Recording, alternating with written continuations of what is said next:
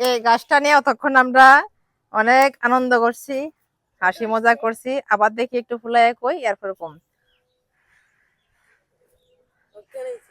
দেখছো? হ্যাঁ, তো এটা নিয়ে আমরা হাসি মজা করতেছি, কিন্তু এই যে কষ্টটা কতটুকু উপকারে লাগে হয়তো অনেকে জানে না। একটু একটু কষ ভাঙ্গা হাতে লইয়া এই কষ্টটা দিয়া, দাঁড়ার দাঁতের মধ্যে ফোকা আছে, এই কষ্টি ডালা এমনি ভাঙ্গা হাতে নিবেন, কষ্টি নিবেন অনেকটা ভাঙ্গা ভাঙ্গা জমাইবেন একসঙ্গে, জমায়া দাঁত আঙ্গুল দিয়া করলেই দাঁতের ভেতর ব্রাশ করেন বা যেখানে ফোকরা এখানে ভালো করে লাগাই দিবেন, লাগাইয়া আধা ঘন্টার মতো রাখবেন।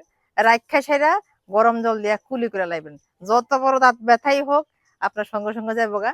আমরা ছোটবেলায় যখন দাঁতে ব্যথা হইতো ফুকে, তখন আমরা এই গাছটা দিয়েই আমরা দাঁতটা মাজতাম। কিন্তু নামটা ভুলে গেছি, এটা কি তা কয়, কেরান গাছ কয় না বেরান গাছ কয়, আমি ঠিক নামটা বলি। এই দুইটার মধ্যে যে কোনো একটা হইব, কেরান গাছ মনে কর না, ঠিক আছে না? জানো নি? হ্যাঁ, জানো না? আমি যদিও গাছের নামটা ভুলে গেছি গা, আমি ক্লোজের থেকে দেখাবো, একটু ক্লোজের দেখা হতো, একটু ক্লোজের থেকে দেখাইতেছি পাতা দিয়ে, হয়তো অনেকে চিনতো না। এই যে দাঁতে দাঁতে যারা ফোকা আছে তার লেগে এটা হচ্ছে একদম মহা ওষুধ।